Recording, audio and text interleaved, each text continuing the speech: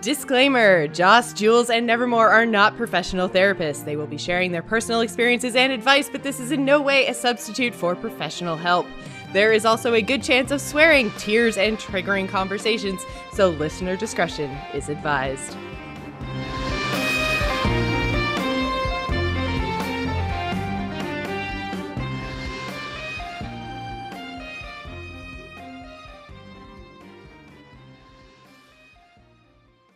Hello, everyone, and welcome to Slaying Demons, a podcast about facing your fears in life and being the best version of yourself. I'm your host, Jocelyn, and joining me, as always, are my lovely ladies, Jules and Nevermore. Hello, ladies.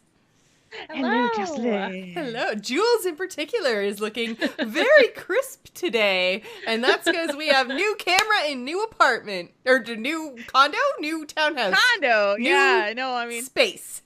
crisp and clean, and it's like non-Skypey, and thank you, better camera.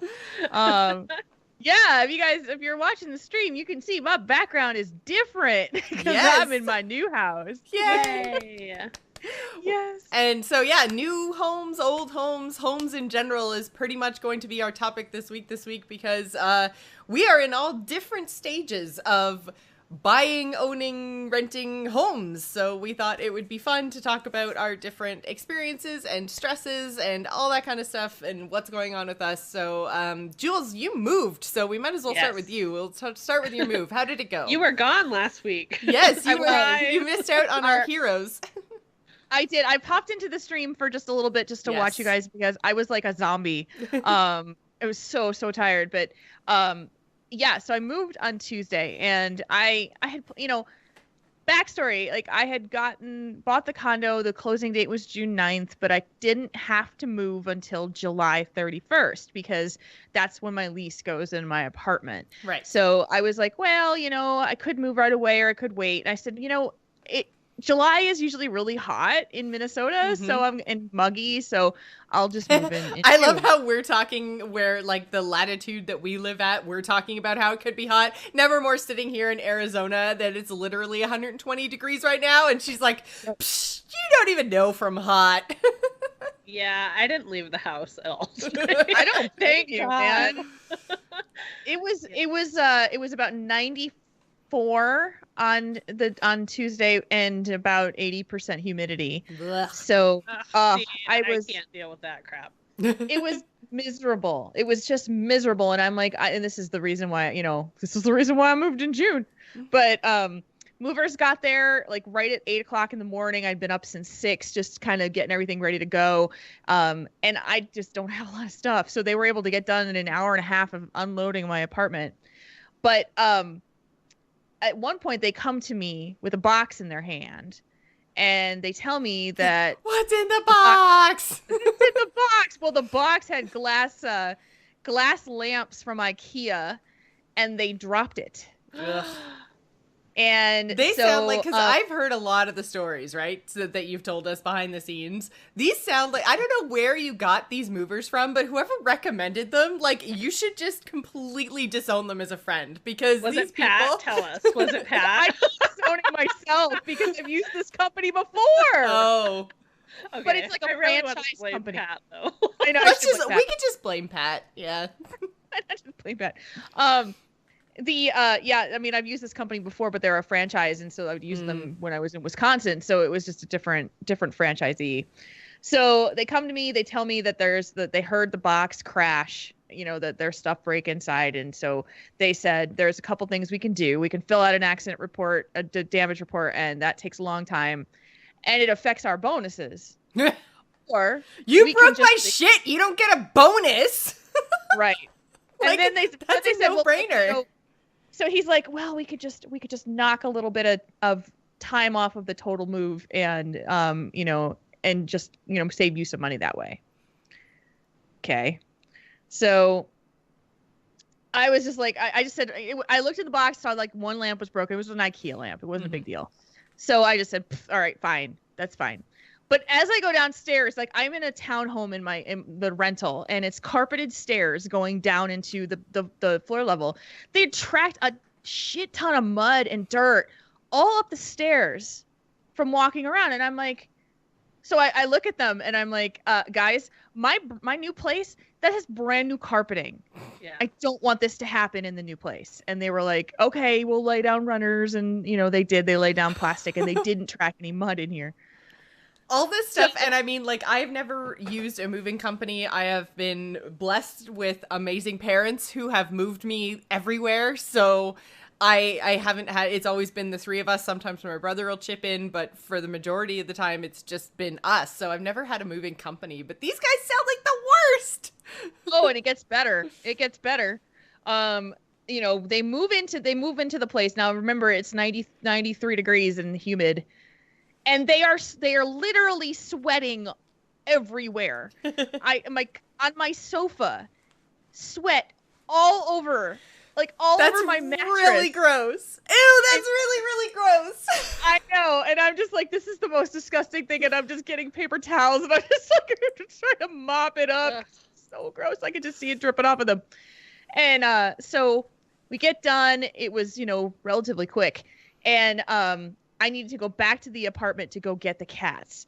And so I go downstairs to my front door, and I see that the screen door of my front door is stuck open because they had used the mechanism to prop the door open.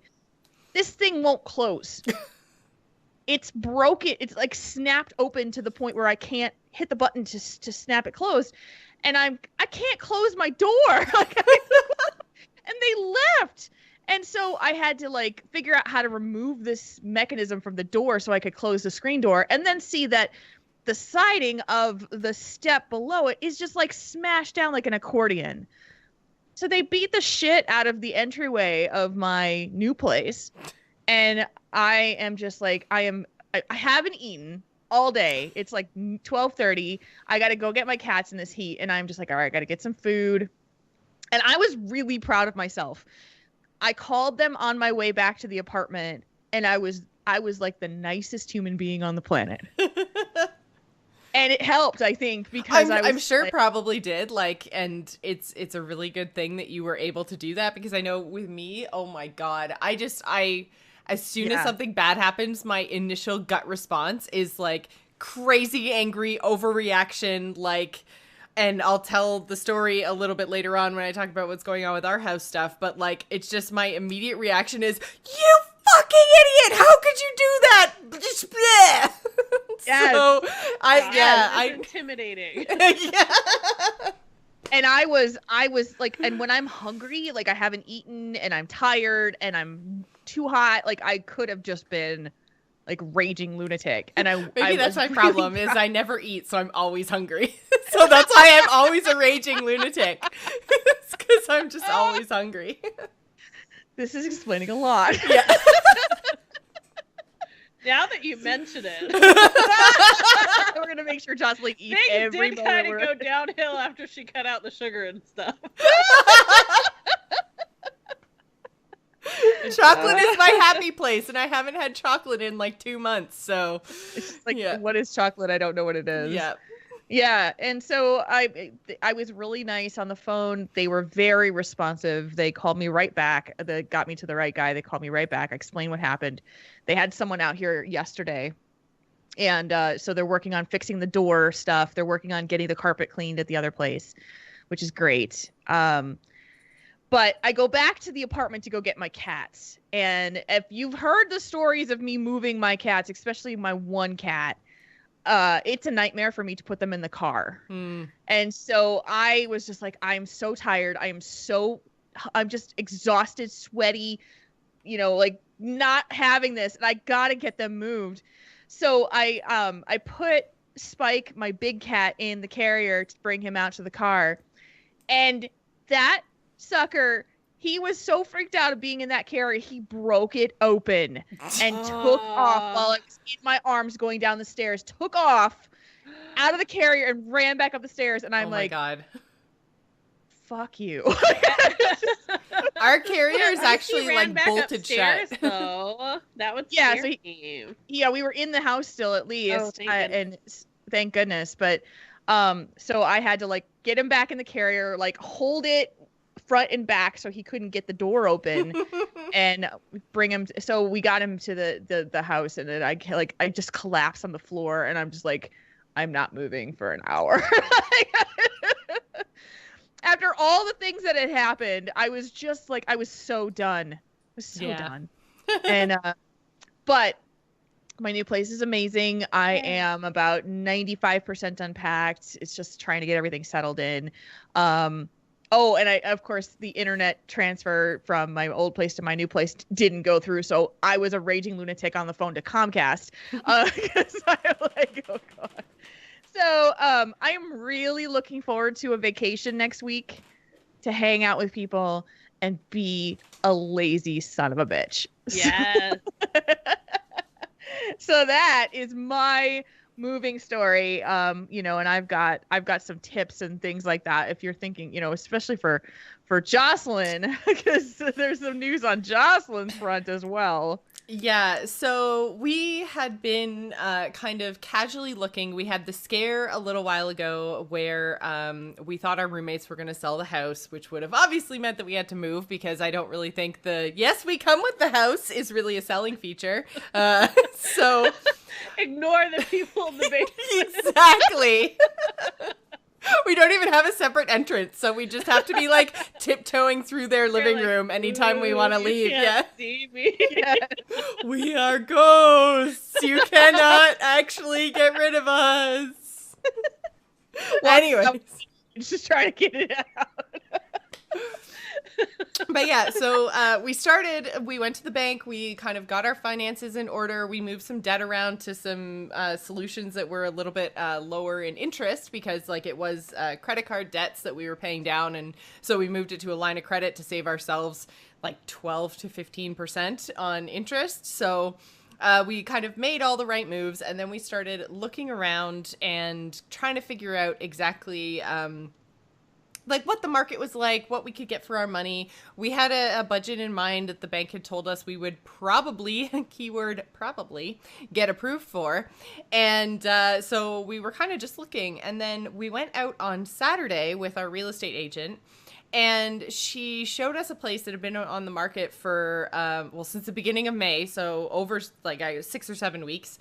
And that is like unheard of out here, because our real estate market is just insane. It's like anything worth buying is up and down in a week or less.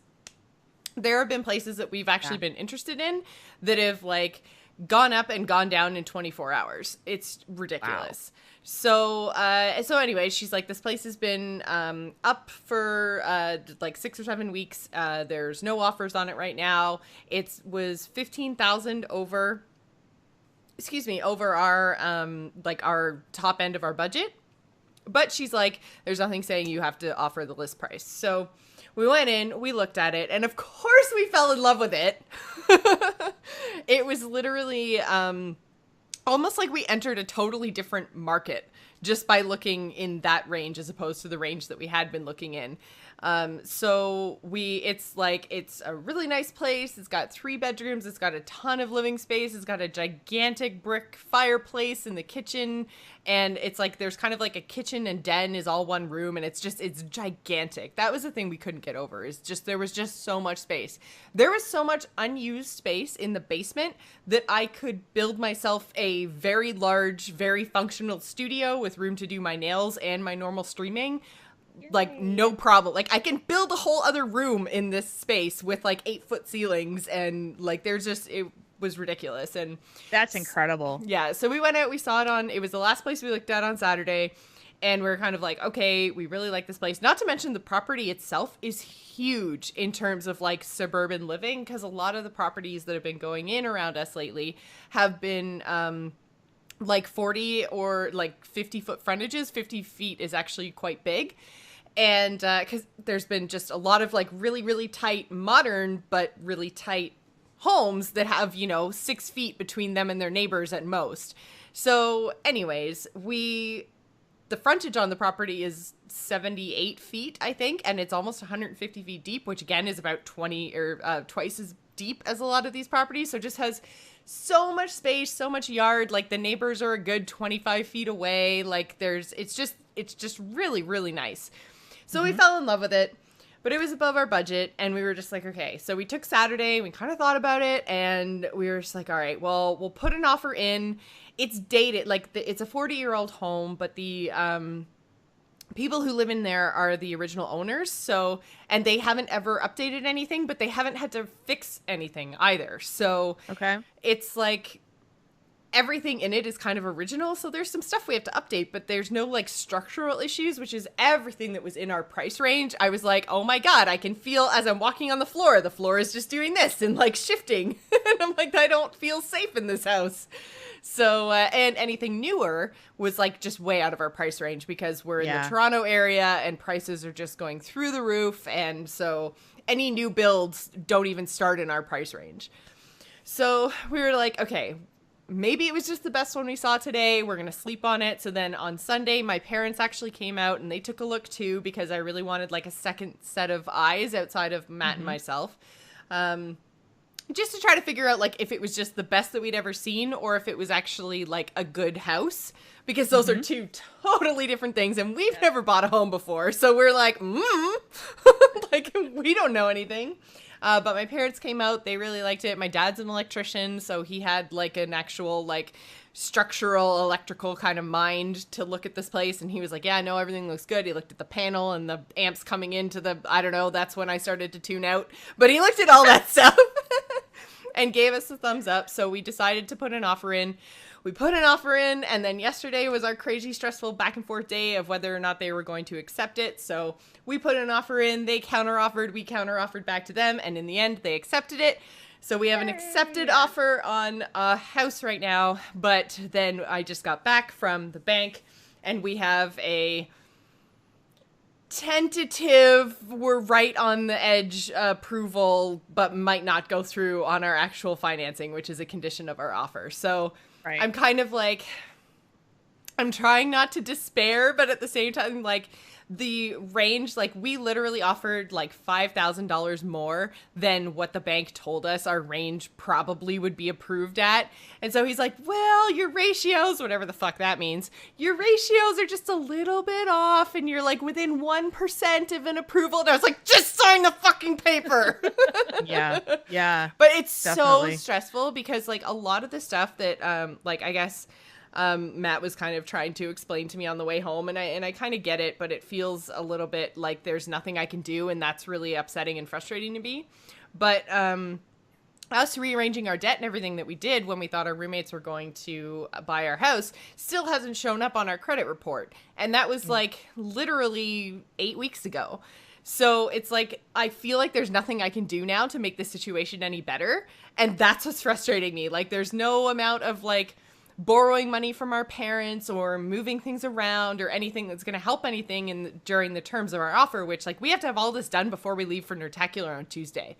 So like there's nothing that I can do to actually impact anything. And that's what I'm finding hard to deal with and frustrating. Because it's out of your control. So you're not only stressed out about it just going through, but now you're on a time crunch on top of it. So So yeah, it's been an up and down, exciting, frustrating, and stressful few days. I have not slept at all, hardly. Like I slept for finally fell asleep at like 5 a.m. Slept till about 9 today, and then I was up for like an hour and a half, like sending emails and stuff like that. And I was doing it from my phone in bed because I just didn't have the energy to get up. And I literally like fell asleep with, I guess like I was like laying on the pillow like this, like with my phone, and I literally like fell asleep on my phone. And I slept, so I didn't have an alarm going, so I slept till like 1 o'clock, and I was just like, oh shit, there's so many things that I'm supposed to be doing right now, like learning about home inspectors, and I just feel like it's so much adulting all of a sudden, and we were not planning, like, this house came out of nowhere. We were not planning on really buying or putting in offers or doing any of that. We were just kind of feeling out the market. We were thinking we were probably going to end up buying in the fall. So it was just that this came up. We ended up getting, they accepted our offer, and our offer was much lower than their asking price, which is also something unheard of in the market. Like, usually they're going for significantly over asking price. So yeah, we just, we kind of weren't expecting them to say yes. And then they said yes. And we were like, oh no. So it's been exciting, but I just feel like I am not mentally prepared for this type of stress, if that makes sense. Like, it's all it's like amounts of money that I'm not used to dealing in. It is time frames that I'm not used to dealing with, like having to get really big important stuff done in such a tight little time crunch. And it's like, I feel like everyone is shoving papers in my face that require my signature, and I'm like, the fuck am I signing? You know, like, am I making good choices? I don't even have all the information to know if they're good choices, but these contracts are like 10 pages long, and I'm like, well, the professionals here, the bankers, the lawyers, the realtors are telling me that these are standard, air quotes, and I'm like, okay, but what if everyone else is standardly screwing themselves over? So, I don't know. I just, like, I'm not used to dealing in, like I said, these amounts of money, this kind of a time frame, and with, basically, like, people and professionals and, like, lawyer speak. Like, I'm a very intelligent woman. I went to university. I have a good grasp on, like, budgets and math and numbers, and, like, it's not like this stuff is all beyond me, but all of the, like, clauses and legal talk and, like, everything else, I just feel like, okay, wait, I need more time to process this, and everyone keeps telling me, like, no, you have to do it now, like, now. You have less than 24 hours to make a decision. You have 2 hours to make a decision. The deadline on this is midnight, and I'm like, I don't know. It kind of goes into an immediate runaway train mode. Yes, that's what it feels like. Yes, absolutely. Yeah, and I relate to this so much, because you feel like there's just, because the pressure, like, you know, you're doing the right things, you know, you're pursuing the right avenues. Mm-hmm. The problem is that it's all happening at the same time, and you're just like, I am not used to this. I don't know what's supposed to happen next, and I don't, you know, the ground underneath your feet is just it's not steady. Yes, and it's not the ground I'm used to standing on. No. You know, and so it's normal to feel this way. It's absolutely normal to feel this way. It's, you know, and if you weren't questioning yourself, if you weren't having those moments of saying, what am I doing? What am I sure that this is the right decision? Then I would be worried about you, because these are very, very monumental decisions. Yeah. And that's what, I went through the exact same thing. Yeah, that's kind of what, because we've been talking to, Matt's dad is actually a real estate agent, but not in our area, so we're not using him. But he's been giving us, like, behind the scenes, like, he's been looking up everything he can and, like, giving us all the information he can get, and which is what our realtor should be doing as well. But, you know, just it's nice to have a double check, like, someone who actually is legitimately just looking out for us and our interests, because he's not making any money off of us. So, like, it's nice to have that. So we've been talking to him. Obviously, I said my parents came out and they took a look at the place too. So we've had their kind of feedback as well. And same with Matt's mom and stepdad. Like, we've gotten the same feedback from all of them, which is basically like, you guys are asking the right questions and making the right decisions, and you're not just going, it's another $5,000, whatever, counteroffer, yeah. Like, they're like, no, you guys are actually taking it very seriously and going about it in the right way and saying, like, this is our bottom line, and if they don't meet it, then we're going to walk away, and, you know, like, making all the adult smart decisions. But at the same time, like, it's just so much, because there is a humongous portion of my brain right now that's going, run, like, fight or flight, and it's saying flight. And just because, like I said, it's these huge amounts of money. Like, my biggest amount of money that I've ever dealt in before previous to a mortgage, and I think this is probably the same for pretty much anyone who's ever thought about buying a home. It's the biggest purchase that you're ever going to make. So my previous biggest purchase was made over like 6 years, and that's my student loan. And even my student loan is like 1/5 of what I'm going to be telling the bank that I'm going to pay them back for a house, you know, like, yep. It's just, there's like 3 extra zeros on the back end of numbers I'm used to dealing with. So yeah, it's been such a stressful like situation, like first time home buying. And it's first time home buying in terms of just looking and trying to pick the right house, because you've never picked a house before. So you don't know what you're looking for, really. You have like things in your head of what you'd like to have, but you don't know if that's feasible. And then you also have things in your head about like, well, I think I can strip wallpaper. I don't really know though. So you're gonna learn if you go for it. So, but it's like, it's stuff like that where you're just like, yeah, I can totally build a studio in the basement. I've never actually built a wall before, but how hard can it be? So it's like, there's so many things going on that I've never done before, that a lot of me is just like, oh my God, this is such a huge event. So much money, so many skills that you may or may not have. Like, just, if you don't do anything, you can stay living in your friend's basement and you can have no responsibility. And that might be okay for 4 months, but you know what, Jocelyn? That's 4 months you don't have to deal with the bank. In that 4 months, you could make a crawl hole to get in and out, so they'll never know you're there. Like, start digging with a spoon. Put a fake wall in front of the door into the rest of the house, so they think it's just the end. Yeah. They're like, we hear voices all the time. Where are these coming from? It's the ghosts. I have this strange desire to play Hearthstone, and I don't understand why. Yeah, so it's just like, yeah, there's just so much going on, and it's so difficult, and it's so... The easy part of this is that I could just do nothing and we could just keep living in our same living space. But then the problem, that's the procrastinator part of my brain talking, that's like, well, just don't do anything and nothing will change. And, you know, you're comfy now. Like, why are you trying to get up off the couch, Jocelyn? Then look, feel the couch. It's so cushy. Like, why would you ever change? And I'm like, I know, couch. My butt likes you. I don't want to move any more than you want me to move. So I get it. But then I'm just like, but then, you know, future Jocelyn's going to be trying to kick past Jocelyn's ass because, you know, then future Jocelyn's going to be staring at an eviction notice and 2 days to find a new place to live. And yeah, not technically an eviction notice. Our friends wouldn't do that to us. But you know what I mean? Like, eventually they're going to say, okay, you guys have to leave now.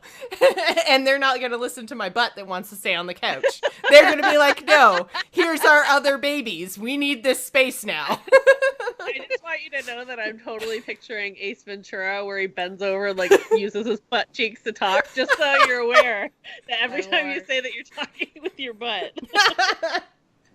That's not how you and Ben communicate. That's totally how Matt and I communicate. So that's how you communicate in relationships. Well, Sid, I've been doing it wrong. Time to learn. Yeah, exactly. Time to talk butts, Nevermore.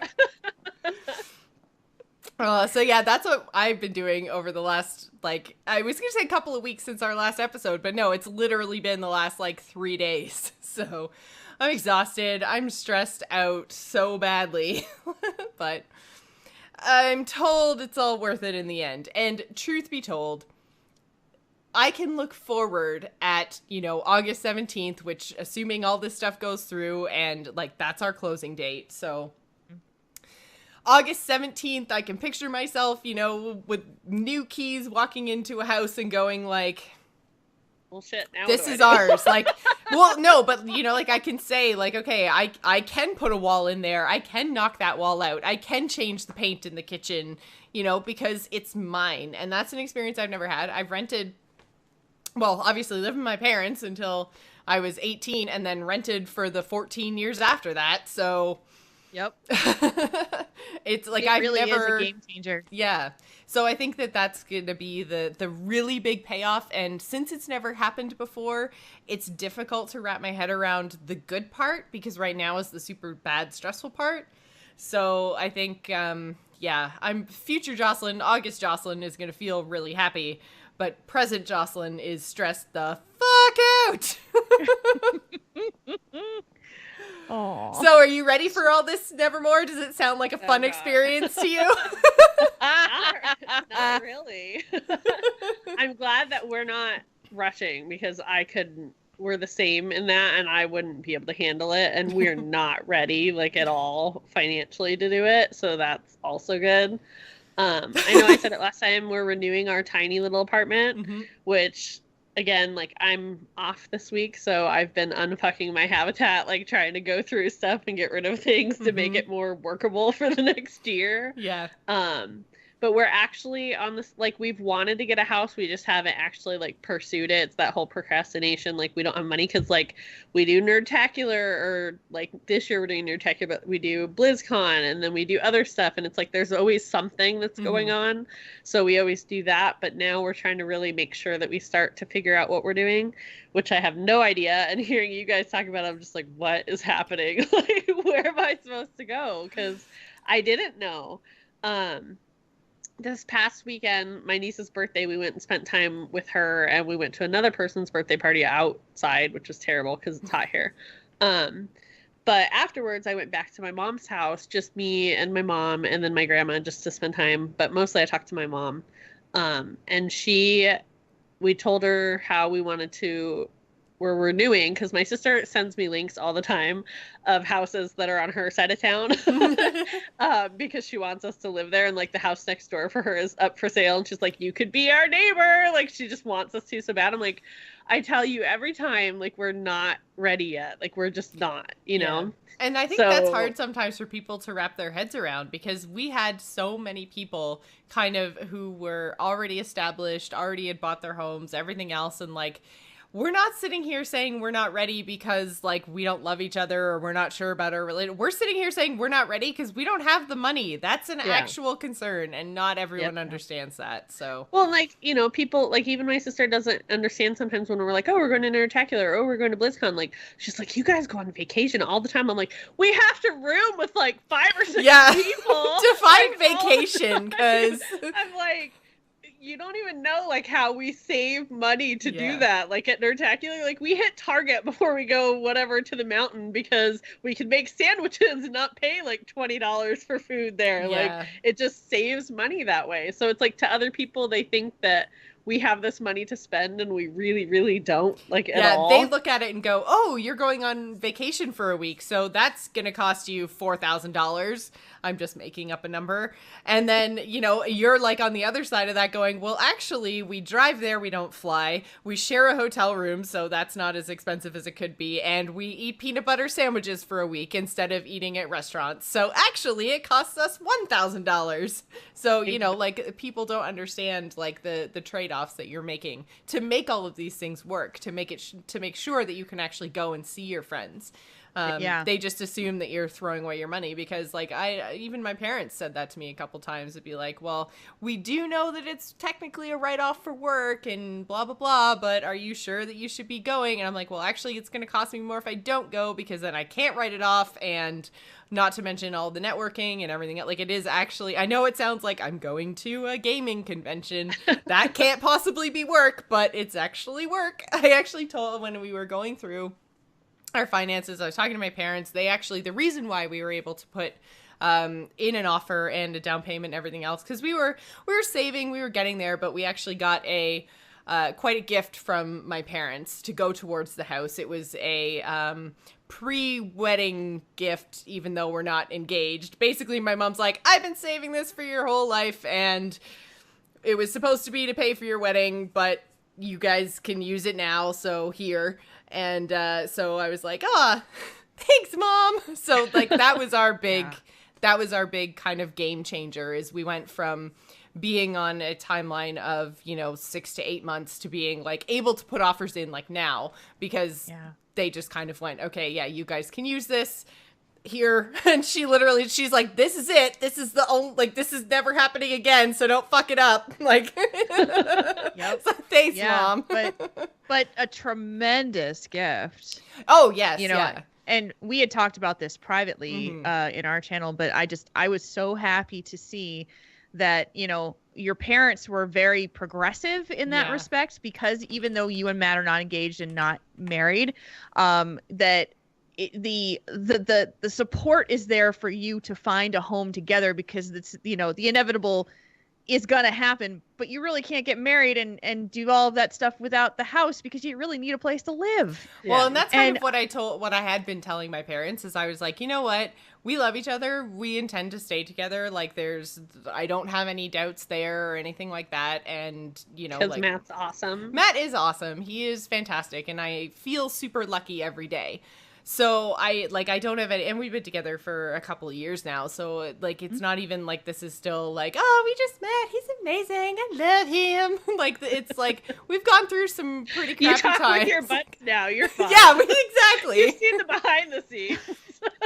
But like I said to my mom, like, because I'd been talking to her and we were talking about consolidating our debts and everything else, and she kind of did the like raised eyebrow thing, like, consolidating debts, like, whoa, like that's serious. And I was like, yeah.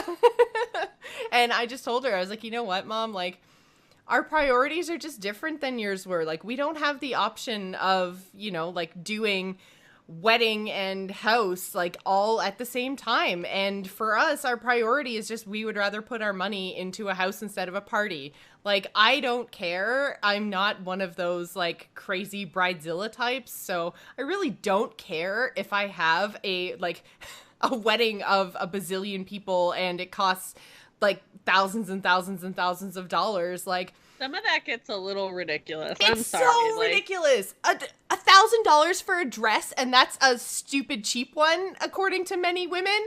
That blows my mind. I do not understand. Like, and people spending like $100 to $200 a plate on these big meals that most of the time just taste like rubber anyways, because no one likes chicken that much. And when you're cooking chicken for 400 people, it's gonna be gross. I'm sorry.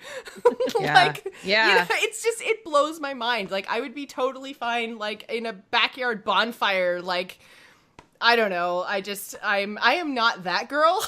So like, it's just not my priority at all. Like, I told Matt, I'm like, we are doing it for under 10 grand. We are capping it at 60 people. Like, that is it. I am foot down, like, family only. Like, I do not want this. And I'm not a big, like, center of attention kind of person. And I know that sounds weird because of what I do for a living, but what I do for a living is sit in my basement, talk to my two friends through a webcam and chat room, I love you, but you're kind of like a side, like, you know, not that you're not real people, because obviously you're real people and I love you, but it's different than like being up in front of people in person. Which we've talked about, like public speaking anxiety and all kinds of stuff like that on the show before too. So this shouldn't come as a surprise to anybody. But I'm not a big like, woo, look at me, haha, center of attention, it's my wedding. Like, no, that's no. People that are like that just totally baffle me. So anyways, yeah, that was the conversation that we had with my parents. I'm like, I really love the idea that you were going to support us and pay for a wedding, but like, it's not happening anytime soon, because that shit's expensive and we're putting our money towards a house. So I think after kind of we had those conversations, then my parents were just kind of like, okay, well, we have this set aside, so here, you know, do with what you will, just know there's no more. So so it was very, very kind and very generous of them to help us out with that. And so that's kind of what kicked it into gear for us, to be able to actually put in offers. But like Nevermore, all I can really say, like, advice to even just to get to where we were prior to this awesome, like, time skipping gift that my parents gave us, is just like, we just had to look and see. And first it really started with talking to the bank and just being like, here's how our financials look. Like, are there any things that you guys can do? Because basically what came out of that first conversation with the bank was they looked at our income and said, okay, well, actually you would qualify for a line of credit. It has a 6% interest rate versus your 22% on your credit card. So transferring your debt automatically is going to save you money. Just, you know. Well, that's what's funny is because I had no idea. Like, I didn't know who I was supposed to talk to and stuff. And when my mom sat down with me, and we were talking about it, she's like, I'll I'll give you the information for this one lady. And I'm thinking to myself, okay, well, I don't, who is this person, whatever. And she was like, you should talk to Karen. And I was like, is Karen dead? Because our State Farm person forever since I've been a kid has been named Karen, and like within the last year or something she died, and I didn't know that.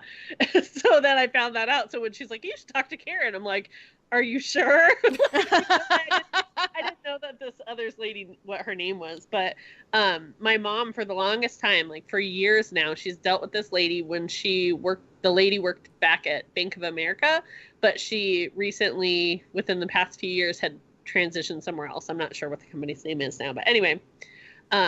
So when my mom was looking for my sister's house, she was looking for this lady and couldn't find her because she wasn't where she originally had talked to her. But she still had her contact information. So she called her up and she was kind of like, well, why are you somewhere else? Because she was like the top person at this Bank of America for mortgage, whatever stuff.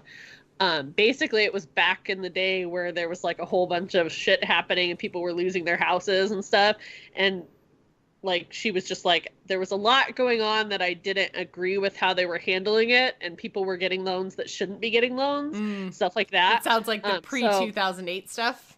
Yeah. So she is extremely trustworthy, this lady. Like, the way my mom goes on and on about her, I was like, how much is this? Like, how much is it to consult with her or whatever? She's like, it's free. She's not going to ask anything of you. She's like, she's building clientele of people who are going to come back to her and work with her later on. Mm-hmm. So she's like, she's going to handle all of here's the paperwork. This is what you need to work on, your finances, blah, blah, blah. Like, you need to work on this credit. Like, she's going to go through all of our stuff. Well, and at first I didn't want to sign Ben up for anything that he wasn't prepared for. So I told my mom, I was like, just, tell her that I'm interested and I'll talk to Ben about it. He's like, no, I'm on board. Like, I want to start figuring it out too. So I was like, yes, like, we're on the same page. Like, granted, he could have gone and done it with other people. It doesn't matter. But the fact that we're going to go to the same person is going to be a huge deal. But this lady seems super trustworthy. Like, she seems like it's going to be this incredible help, because I don't understand that. Like you were saying about having to fill out papers at random times and get them done and presented by a certain date or whatever. She handles all that. She gets it all ready. She knows what the next steps are. She's going to be able to tell us right away and, contact us to email stuff. And like one thing when my mom was looking for my sister's house was, because she went through this lady, she knew exactly how much she could offer and that she could go with the realtor and look and offer instantly. Like, if she saw the house she wanted, she was ready and she knew it because of this lady. So that's like a huge little stress relief for me, because I know that this person will be able to answer my questions and I can rely on her for that, because I'm terrible with things that are like that kind of stuff. Because I know nothing about house hunting, like nothing. So that's good, because when it comes to house hunting, everyone has advice and everyone has an opinion. Well, and that's the thing too, is, she was like, well, we know this one lady who's a realtor, and I'm just like, I know who she's referring to, my mom, and I was just like, it's somebody she knows through whatever, and I'm just like, I don't know if they're gonna understand like what Ben and I are looking for, like, because she's not to be rude, she's like an older lady, and I'm just like, I don't know. I didn't know if she'd get like, hey, I want like, because this is how I would explain it, because like we know kind of what we want. Like, we don't want a pool. It needs to be at least 3 bedrooms. It has to have at least 1.5 baths. I'm okay with way more than that, but at this point, like, we need a second toilet. Like, I can't do this tiny apartment living anymore. It's driving me crazy. So anyway, like, I know stuff I'm looking for, but like, as I look on Zillow and all that, like, I don't want to be like, houses that look like a castle are like a bonus. Like, it's really geeky, stupid stuff that you're not going to understand. So realtor stuff, we'll look for that later. I want to pick a lady just because of her name locally. Her name's Kirby Beaver. And I think that would be the greatest thing ever, to be like, she found our house. Oh my gosh. We found our house with a Kirby Beaver. So we probably won't pick her, but it just, that comes later. This lady is going to be a huge help on our front of figuring all that out, because I seriously would be super overwhelmed with all of it. So that's good. The fact that he's on board is going to be great, because again, working together on it, we can talk about stuff. But and houses out here, like how you were saying, like they're only so far apart. I mean, different areas are there's cookie cutter houses and stuff, but I don't want to look into my neighbor's house, like, 12 feet away and see like their bedrooms. Like, that to me is like not appealing at all. So I don't know.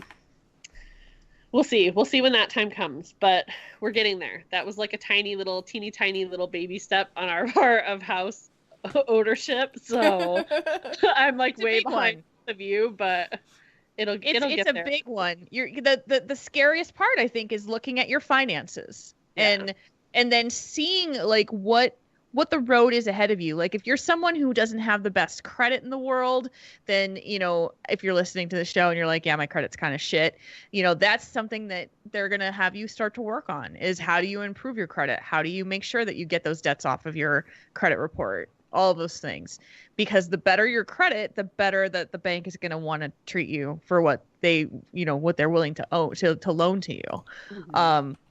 And something that I learned recently with this purchase that I think people don't always know is that a lot of banks are now, like they used to say to you, you need to have 20% to be able to put down on your down payment. Mm-hmm. And in the United States, apparently now it is very common to have 5% down. Mm-hmm.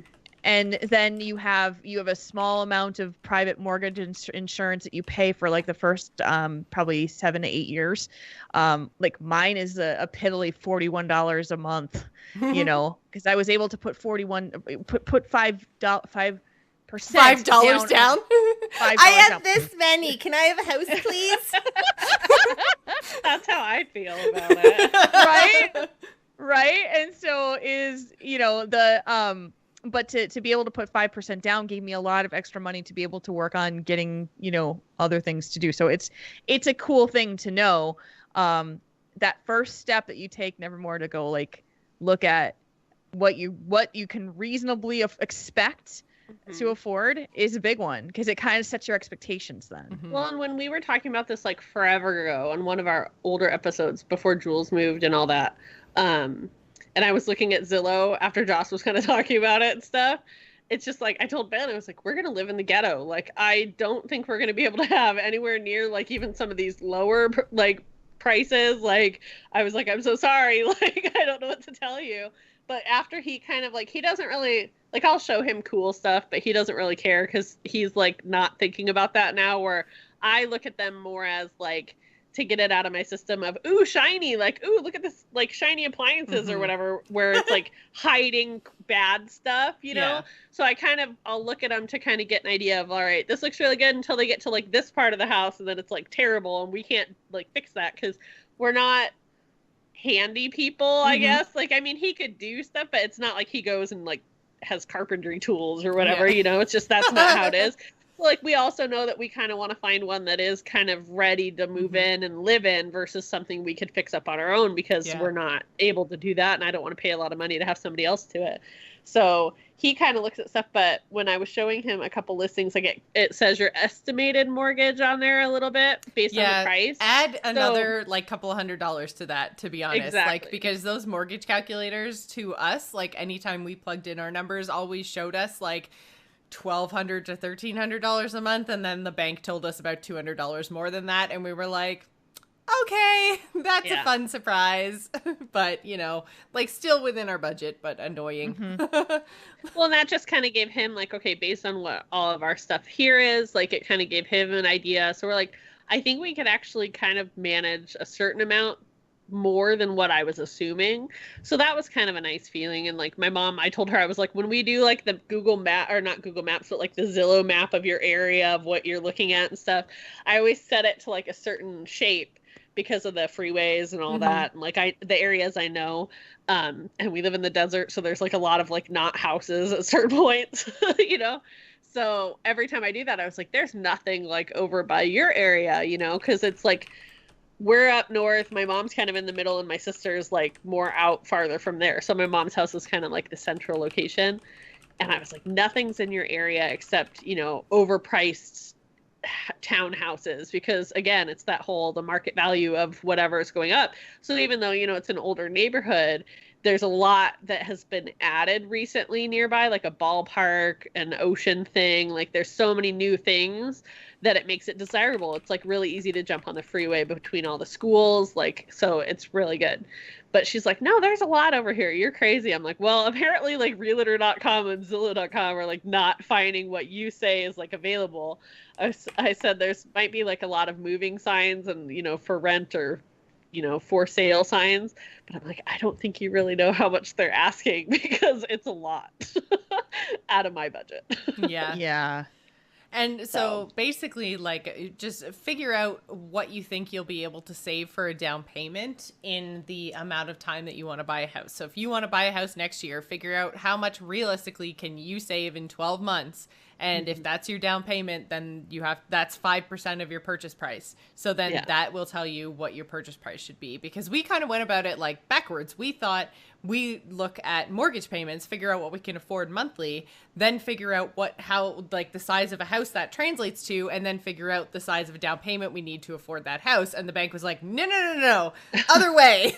Like, figure out how much you can save. That'll dictate your house size, which then dictates your monthly mortgage. And, you know, like then, so I was like, oh, that's totally not how I thought and it that's works. like, that's stuff I want to know too. And like one of the things Jules said when you guys were talking about this in the previous episode too, and that like hit me, and I think about it all the time, is when Jocelyn was like freaking out about choosing and, you know, having to move and find somewhere.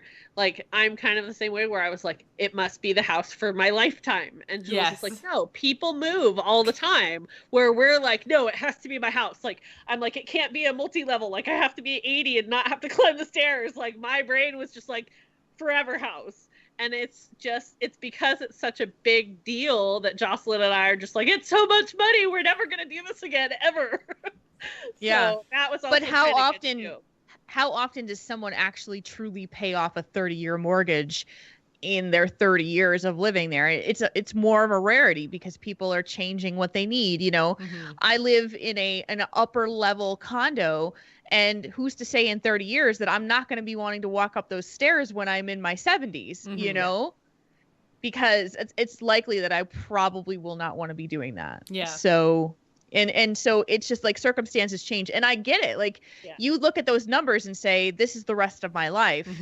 When actually it's like, nope, you're making an investment that you're most likely going to sell and make another investment with. Yeah. Exactly. Which is that's just, I never thought about it. Yeah. And that's another great thing about the property that we did choose, and hoping that it all goes through, is that there are some newer, the lot next door was sold and severed. So they knocked down the house that was on it and then split it in 3. And the homes that they're building are very big and very nice. So it's like our, I guess, property value, as influenced by what's built around us. And they're also putting a new subdivision, like, the next street up from us is going to be a brand new subdivision, and they are like literally $1 million homes. So we're just like, our property value can't really go anywhere but up. So, you know, like, that's awesome. Yeah. So I think like it's going to be a good investment for us, and then we're going to be able to update it in a couple of places. And if we have to, sell it in a few years and actually make a really good profit on it. So that's as long as everything doesn't, you know, bubbles pop and markets dive and everything else. But even then, I don't feel like, knowing what my parents paid for their home, which is actually significantly smaller than the one that we're going to buy, hopefully, knock on wood, I'm totally jinxing the crap out of myself right now. But knowing what they paid in the 80s to buy their place and looking at my place now, I'm just like, you know what, it's not that big of a difference. So, and I mean, they bought in the same type of market that we're now buying, where it was like, you know, these places were 70 to 100,000, and then, you know, the market went kablooey and exploded all crazy like it's doing right now in our area. And, you know, they ended up paying much, much more than what the house had been worth 2 years previous. So I feel like we're in similar markets, and I think we're still getting good value for the property and for the home. So I think we've made a good choice, but man, it's a tough choice. But yeah, so I think that pretty much wraps up our conversation about hunting for houses and moving and all of our house drama, but we do have a listener email this week. It came to us at demonspodcast@gmail.com. So if you guys have a question for us or just a topic that you want us to cover, please do send us an email. You can also join the conversation in our Discord channel, which you can find at discord.gg/JocePlays. That's JOCE Plays. Please do come and join in the conversation. We have a lot of really great chats. If you want your question or comment to remain anonymous, then just email it to the email and just shoot a little note, because sometimes we touch on a little bit of touchy subjects that you may not want to attach your name to, but that doesn't mean you don't want to talk about it. So those are the ways to get in touch with us. This one comes to us from Digital Duckling, who says, I'm nervous to post this, but I'm just going to go ahead and share. I have 3 demons that I'm struggling with right now. I think they sort of stem from the same thing. About 2 years ago, I broke up with my longtime girlfriend of 4 years after our relationship became an unhappy, stressful downward spiral. I loved her so much, but it felt like we were drowning, and I realized I couldn't make her want to save herself, so I swam for shore, so to speak. I saved myself. I do not regret my decision. My anxiety was so out of control that I was having panic attacks every night in the month or 2 leading up to our breakup. Since the breakup, I've sought help for my anxiety, and I haven't had an attack in over 6 months. Victory! Big victory. Good job. That's awesome. Yeah. This leads me to the first of my demons, my weight. I gained close to 20 pounds after our breakup because I wasn't feeling sick all the time and started eating my feelings. If I was happy, I'd go eat something. If I was lonely or sad, I'd eat something. Every time I try to start eating healthier or start exercising, I fall off the bandwagon because I don't have anyone looking over my shoulder anymore. I want to be healthy and fit, but I don't know where to start. Second demon, I've racked up a large amount of debt since the breakup. I have a good job and I always pay the minimums on my card, so my scores aren't bad. But I think I've realized that I'm overwhelmed. I've been buying things to help me not feel so alone. I love technology, and that's an expensive habit to have. I'm so ashamed of my debt that I feel like I'm never going to escape it, and I'll never be able to live the life I want to. My third demon is I've always struggled with being okay with myself and my sexuality. I know I'm attracted to women primarily, but I've had happy relationships with men in the past. I came out to my parents as gay a few years ago. I am a woman, by the way, but I'm starting to feel like I'm not even sure anymore, and I'm worried that everyone will think I'm a fraud or just quote-unquote experimenting. I come from a religious background, and I already struggle with feeling shame for being attracted to the same gender, even though I know it's not a choice. I feel trapped. Sorry for the long ramble. Any insider suggestions would be super helpful. Thanks. So definitely, I mean, you've self-identified 3 different demons here. Like, there's a lot in this email. So yes. And I think that we've tackled weight issues in the past, so I think maybe we're not going to kind of stick on that one too much. But I know even in our Discord, there is a channel for basically weight loss and support, and I think that's the best way is to, if you don't have anyone in your immediate life who's going to help hold you accountable other than yourself, because I do still think that it comes really, especially after going on my weight loss journey over the last 6 months, it really does come down to, even though I have Matt supporting me and us making our meals together and not eating out as often, like, it still does come down to personal responsibility. There's a lot of times when I'm alone, whether it's late at night or whether it's, while Matt's at work. One way or another, I am by myself, and I can shove whatever I want in my mouth when Matt's not here. So I could be walking to Tim Hortons and eating 20 donuts and he'd never know. So it does come down, I think, to personal responsibility in a lot of ways.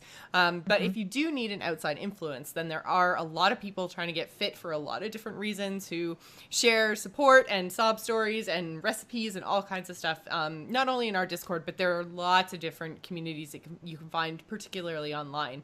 I know, have you guys spent any time in any weight loss type groups? I'll be honest, weight loss groups for me have always been a struggle. Yeah. And, and because I really haven't yet figured out what my magic bullet is. It's a struggle for me. People talk about, yes, support systems don't really drive me. I have to find it within myself in order to be able to make it a reality, and nobody is going to do that but me. Mm-hmm. And so that is, I'm just kind of laying it on the line. It is it is the biggest demon that I fight, and I continue to fight, because a lot of the things that Digital Duckling spoke of in her email is me. When I get stressed out, I eat. When I'm happy, I eat. I make excuses for the things that I want to have. I want to grab something out because I deserve it. I had a Oh tough my day. God, how many times have you decided either I deserve it because I've had a bad day or I deserve it because I've had a good day? Both work. I totally it fits understand. on both scenarios. It does, yeah. Right? But at the same time, let's look at her email because there's the same parallel when it comes to debt. Mm-hmm. It's the same thing. Which It's is the also, indulgent. it's the exact same thing that I did when I had my big breakup, I guess like 3.5-ish years ago, I guess. Right. Is, you know, like I thought I was with somebody who I was going to spend my life with. We were living together. We had all these plans. And then he just up and said, nah, you're not the one for me. And I went, the fuck? And I had a very similar reaction. I was alone all the time. I ate way too much. It was either I'm having a really bad day, so I'm going to, you know, drink a 6-pack of beer and eat a pizza. Or it was like, I've had a really good day. I'm going to celebrate. I'm going to drink a 6-pack of beer and eat a pizza. And The pizza guy knew her. Yeah. I like, remember these stories. Yes. Yes, I had that. Those were the best relationships that I had in my life. And I know you see it in the movies and it's really, really, really sad looking back on it. But like the people that actually saw me in person and like I had the best relationships with were my food delivery people. And that's ridiculous. But it was a thing. That's how my life was.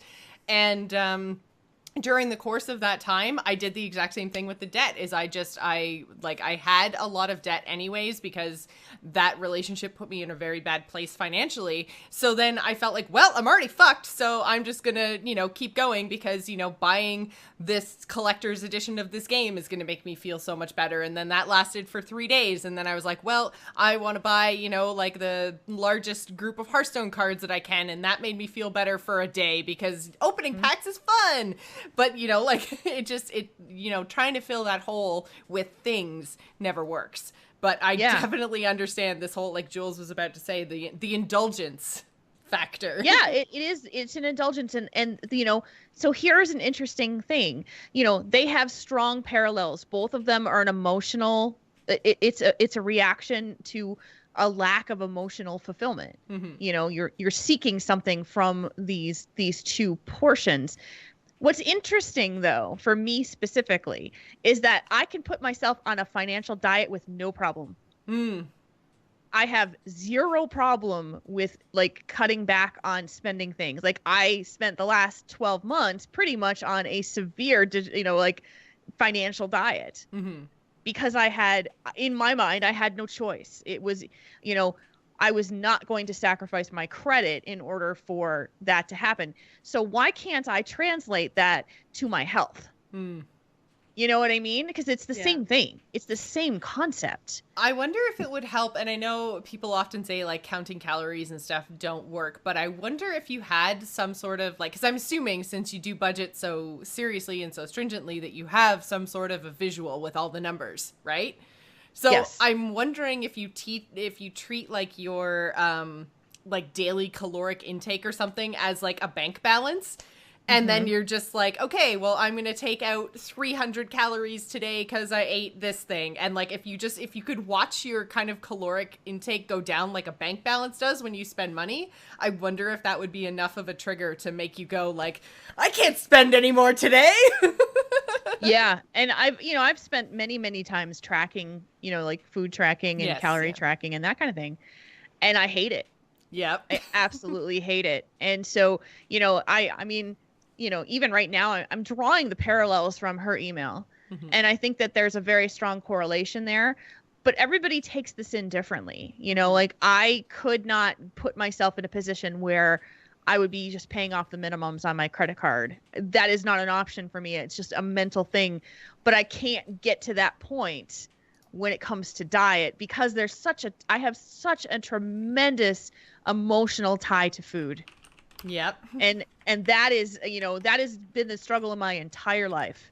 When I'm happy, I want candy, you know, when I'm sad, I want candy. It's like, I want something fatty and sweet and all that stuff. It's just, you know, it's just part of the deal. And so, you know, for me, I probably could really, really benefit from going to a therapist to talk specifically about these issues.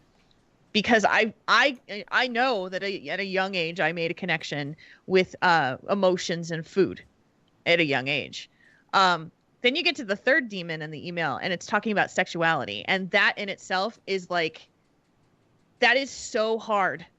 It is, especially when you come from a religious background and your sexuality is basically who you are is not okay. Mm-hmm. Yeah. If you are not heterosexual, that is your entire identity that has been basically thrown into the trash. Yeah. And I'll tell you this, I really do think that we live in a world now, which is incredible, that the different types of sexuality, it's not just heterosexual, homosexual. There are so many facets and spectrum of sexuality out there that people are just like being okay to talk about. Mm-hmm. And I mean, I probably the last 2 years or so, I learned what a pansexual was. I didn't even know what that word was. I didn't, I'm 42 years old. I didn't know that existed. I don't know if I know what that means. So pansexuality is that you are attracted to, it is attracted to all genders. So it is. Sorry, that was a really, really bad joke. I'm sorry. This is a super serious conversation. I didn't even hear what you said. I said it means you're attracted to pans. Yeah, you really like to cook. I am definitely not attracted to cooking. But no, pansexuality is that you are attracted to all genders. So it is, man, woman, transsexual. You are attracted to any gender. Just people. People. Yeah. And so it's a, there's a spectrum. There's a spectrum for so many people out there. And for her to say, I think that I'm always been attracted to women, but I've also been attracted to men too.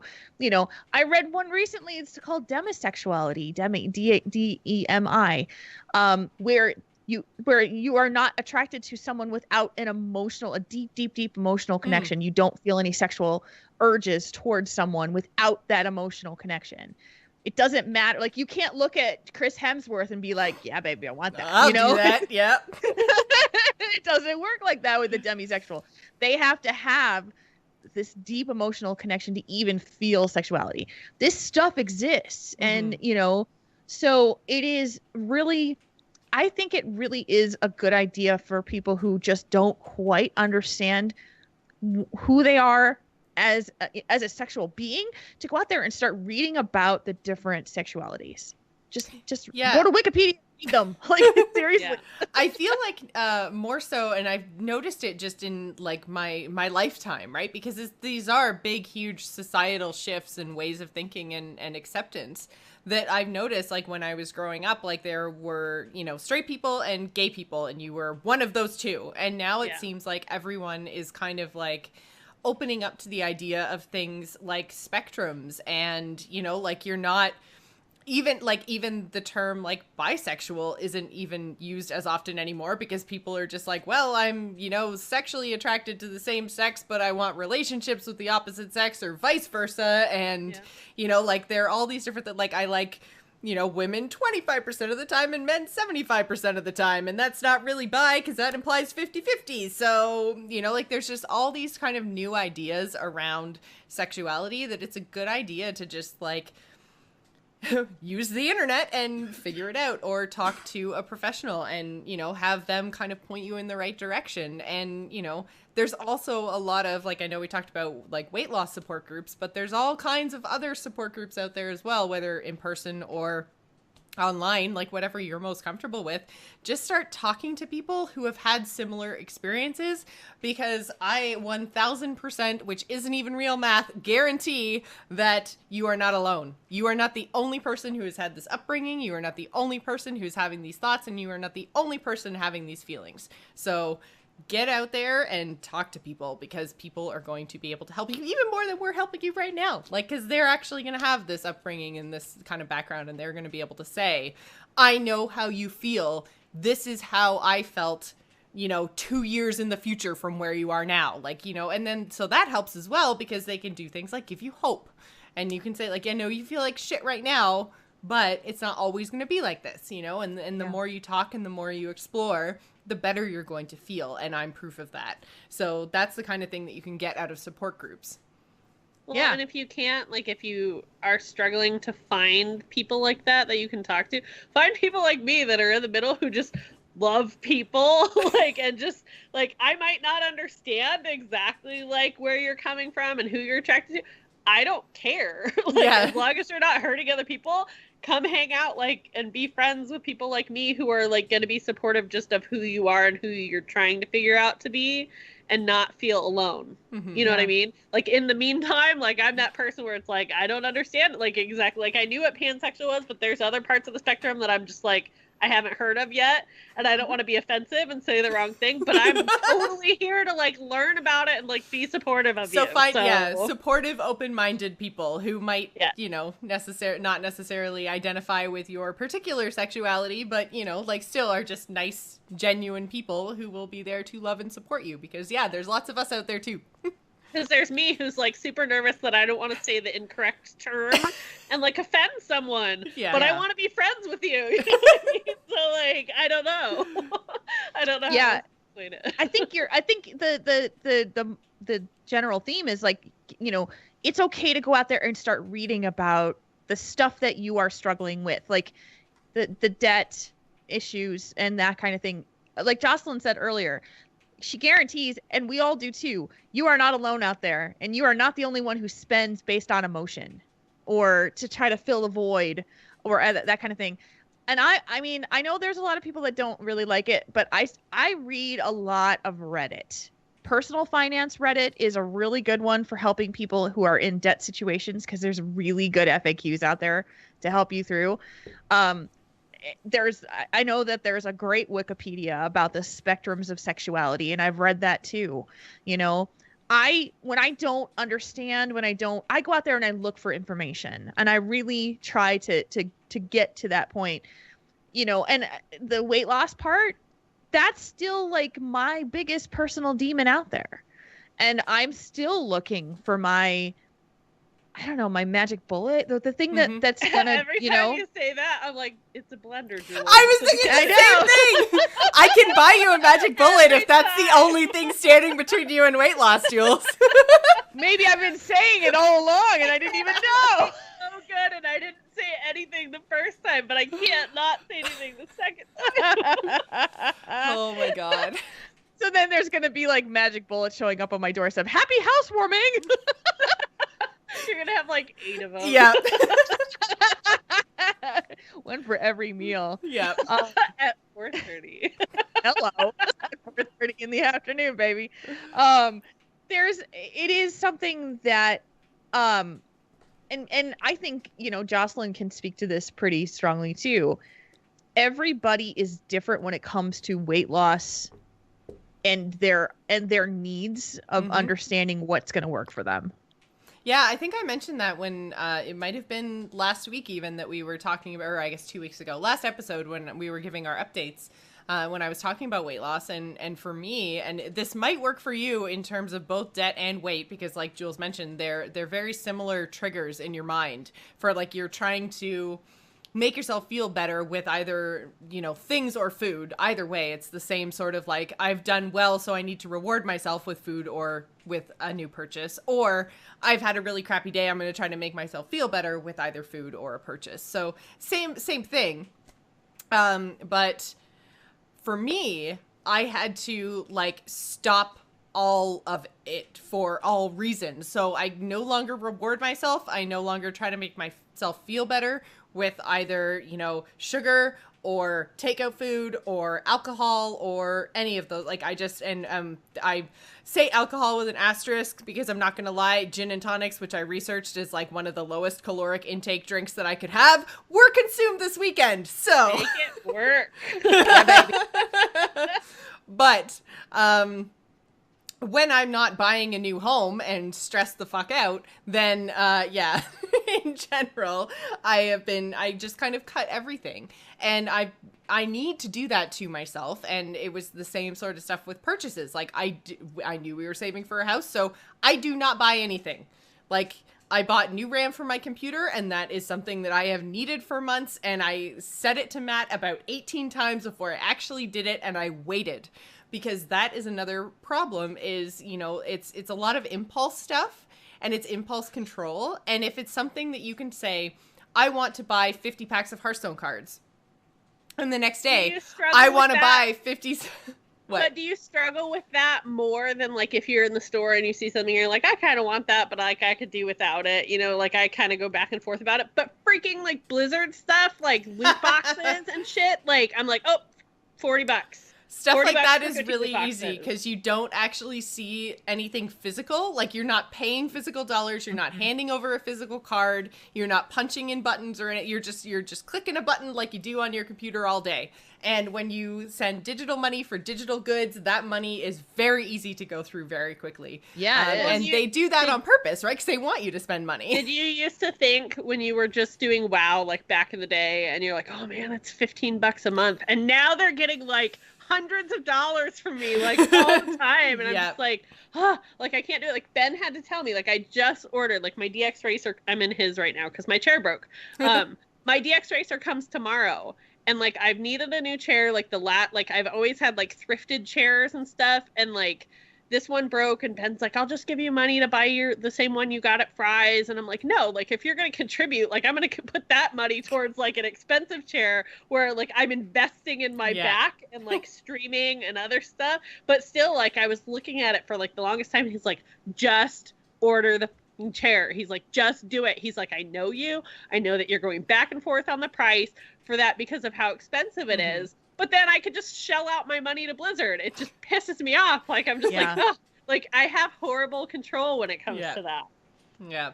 But yeah, I think just, trying to curb the impulse, regardless of what the impulse was, is kind of what ended up doing it for me in both the weight and debt realms, is just saying, okay, no, you just don't get anything. Like, you are officially rationing all of everything. Like, because for me, like, when I tried to cut out, like, one or two things, like, if I tried to cut out the little purchases, or if I tried to cut out just, you know, the sugar or the alcohol or the fat, like, cutting one thing was not good enough for me. Because, and I got so much advice of people saying, you know, like, do it gradually, one thing at a time, work your way up to a healthier diet. No, for me, it was like, boom, cold turkey, because otherwise I was like, well, I'm eating sugar, so, you know, I might as well just have a drink because I want to drink. Or, well, I'm eating fat, so I might as well throw dessert on there because this meal's already a shit show, you know? So for me, I just had to say, no, like, healthy food, that's it. Like, lots of water, that's it. And, you know, no pop, just cut things, and that's what worked for me. So it doesn't work for everybody. I just need to get my butt moving, which is the hardest part for me. Like, I need to get over the fact that, like, the girl at work isn't going to the gym with me anymore because she's doing full-time school, and the fact that Ben, if he wants to go to the gym, he wants to go in the morning, where I want to go after work. I don't want to wake up early to do it. Like, I have to get over that hurdle of I need to go by myself, and I haven't hit that yet. And that's the hardest part for me. I think because I'm self-conscious ever since they took over the new office, like I'm self-conscious to go up there because I like in my mind, it's like all these fit people who are going to be like staring at me. It's this tiny, like 15 by 15 room. Like there might not even be people in there when you go to use it. But they're all gonna, all the invisible people will judge you. It's that whole Adam Sandler, like they're all gonna laugh at you or whatever that's from. It's just like, I have to get past that and do it for myself. So we're with you, man. We all are at different points of that too. But I think that, like, what's really good about all this is the ability to actually identify and talk about your demons and say, like, these are the things that I am really struggling with and I need some help. Like, that's a really, really, really good first step. So I think we've kind of gone over a lot of different things that you can do and different ways and places you can go to look to get some help. And because, like we said, there are lots and lots of resources out there. And as we always say on the show, you know, you can always go and talk to a professional. There is nothing wrong with that. So if that is something that you want to do in order to try to get a hang on your impulses and feel a little bit better about yourself and your sexuality, then go do it. Talk to a pro, because we're not pros. We're not pros, but we'll listen. Yeah. If you want to talk in our Discord, we'll totally listen, because we've got our own stuff going on, obviously. So yep. Very, very true. I think that's going to do it for us tonight. Thank you guys so much for tuning in to Slaying Demons. Nevermore, where can folks find you on the internet? They can find me on Twitter. I'm at @Nevermore. And this week, starting, if not tomorrow, maybe Thursday, I might be starting to stream some of my crafting prep for Nerdtacular, which is twitch.tv/Geek Asylum. That's my Etsy shop name, too. And so you can kind of watch there and see what I'm going to be making and bringing with me, because we're all going to see each other. I'm so excited, In a you week. guys. I am so a week. excited. It's going to Yeah. be so good. So you said you're streaming on probably Thursday? Probably Thursday. If not tomorrow, it just kind of depends on where I'm at, because I'm also unfucking my habitat of my house of cleaning and stuff, prepping for our trip. So there's that too. But Right. I will put it on my Twitter if I start streaming. So Because I have a really awesome idea in my head for Tauren nails, but I don't know if it's actually going to work out on my nails the way that I'm picturing it in my head. So I'm going to do a whole bunch of test nails, and I have to do that sometime between like Thursday and Saturday, because then I'm going to have to do my Nerdtacular nails on Monday. So if you're open to doing some streaming with me, then that would be really cool. that would be fun. Yes. Jules, where can folks find you on the internets? So you can find me on Twitter at JulesRPG. You can find my other show, which is Tauren Think Tank, on twitch.tv/Tauren Think Tank. I will probably be streaming Chainmail tomorrow, I think. That's my hope. And I will be streaming this weekend. My hair did tomorrow, so I can't join you, Jules. Sorry. Well, hair did is a good thing. I have some commission work to do this weekend, so I will be streaming probably Saturday and or Sunday, or mostly Sunday, I think. Okay. And that's twitch.tv/JulesRPG. And you can check out my Etsy store for my chainmail stuff, which is chainofjules.etsy.com. I love when you say it. It's so cute. I really, really like it too. If you guys want to follow me, you can do so on Twitter and Twitch. I'm at Joss Plays. You can also follow the show at Demons Podcast. Next week, we will be traveling for Nerdtacular. Normally, next week would be a hero stream, but we won't be here, so look for us, I believe, to return on July 4th, unless you guys have crazy American, I almost said problems and plans, and it was just going to come out like prans, and that's not even a word, so I don't even know. Plans is what I meant. It wouldn't shock me, because you say other stuff differently than we do sometimes, so I would have just been like... So you thought that prans was just Canadian for plans? Okay. So, I don't know what you guys... I don't have plans. Okay. We might I don't think I do tired, either, but we'll see. Okay, so stay tuned. We will try to do a kind of Nerdtacular wrap-up show with you guys on July 4th. But if that falls through, maybe I'll just do a game stream or something. But something will happen on July 4th, because that's just another Tuesday for me. So we will catch you guys then. Again, if you like to catch the live show, it is twitch.tv/JossPlays. So thanks for tuning in, and we will see you guys in 2 weeks. Bye. Yay. Bye! See you at Nerdtacular! Yay, Nerdtacular!